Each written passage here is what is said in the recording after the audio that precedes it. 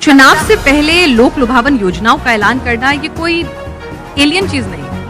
लाड़की बहन योजना कब उसका अनाउंसमेंट हुआ और कब इम्प्लीमेंट हुआ ये सब जानते हैं। आपको 1 मिनट मुझे देना पड़ेगा अपना जवाब पूरा करने के लिए, फिर आपके प्रश्नों की झड़ी बंद हो जाएगी। नमस्कार दोस्तों, आज एक ऐसे डिबेट शो लेकर आया हूं जिसे आपको देखनी चाहिए।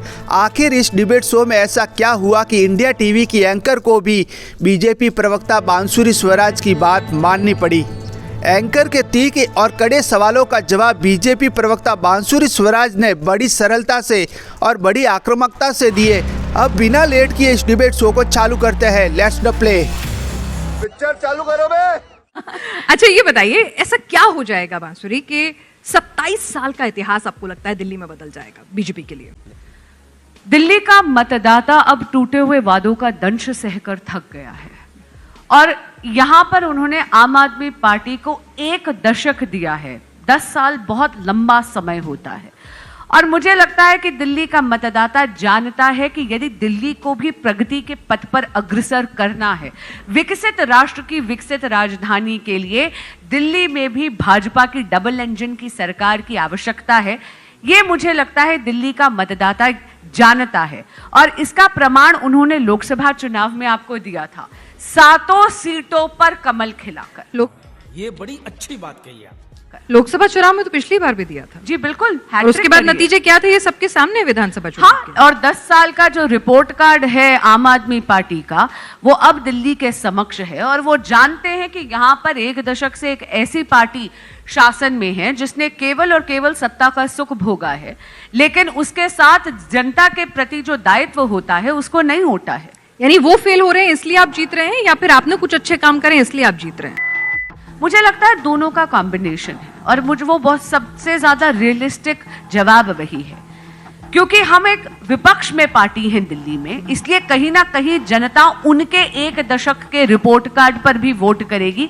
लेकिन साथ ही में दिल्ली का मतदाता ये भी देखता है कि हरियाणा में डबल इंजन की सरकार है, यूपी में डबल इंजन की सरकार है, मध्य प्रदेश में डबल इंजन की सरकार है और जिस स्पीड से डबल इंजन की भाजपा शासित राज्यों में विकास का कार्य हो रहा है, दिल्ली का मतदाता भी चाहता है कि दिल्ली में भी वो विकास हो। बात तो सही है। देखिए, चाहते तो डबल इंजन की तरह से काम यहाँ भी हो सकता था, लेकिन बेचारे केजरीवाल जी कह रहे हैं और जनता को बाकायदा दिखा भी रहे हैं हर मौके पर कि उन्होंने तो बहुत कोशिश की कि केंद्र के इंजन का साथ मिले, लेकिन आपने काम ही नहीं करने दिया।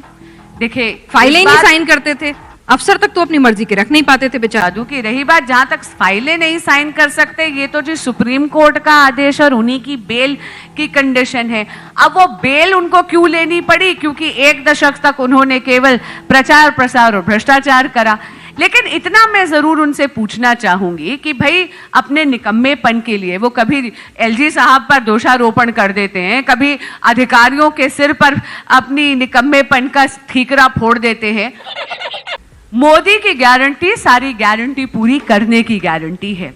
जब हम महिलाओं को सम्मान राशि मासिक देने की बात करते हैं तो हमारा ट्रैक रिकॉर्ड देख लीजिए। मध्य प्रदेश में पिछले 2.5 साल से लाडली लक्ष्मी योजना से महिलाओं के खाते में पैसा पहुंच रहा है। जितने भी बाकी भाजपा के राज्य हैं, डबल इंजन की सरकार जहां पर है, ये राशि वहां पर पहुंच रही है।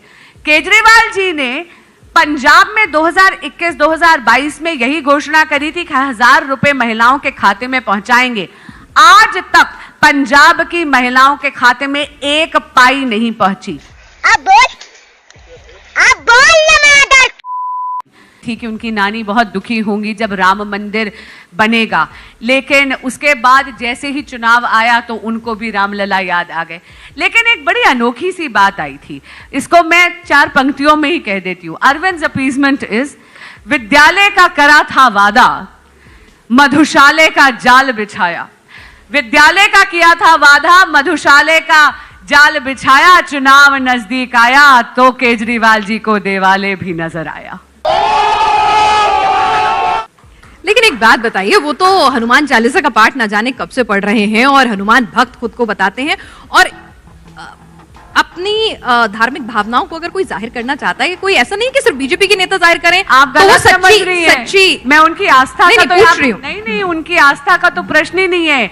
ये जो अचानक से वो रात को सोते हैं, उनको सपन में कोई ना कोई योजना आती है और फिर सुबह वो घोषणा कर देते हैं, मैं तो उसकी बात कर रही वो थी। ठीक है, लेकिन आप लोग उनको याद है चुनावी आपको? हिंदू भी तो अभी बोल रहे हैं। एक मिनट, बीजेपी के उन्होंने- नेता उन्हें चुनावी हिंदू भी बोलते हैं। नहीं उसमें मैं आपको बता देती हूँ, ये मैंने क्यों 4 पंक्तियां बोली। हाल ही में इन्होंने पुजारियों के लिए और ग्रंथियों के लिए एक योजना घोषणा करी थी ना। मैं पूछना चाह रही थी कि 1 दशक से इनको याद नहीं आए क्या?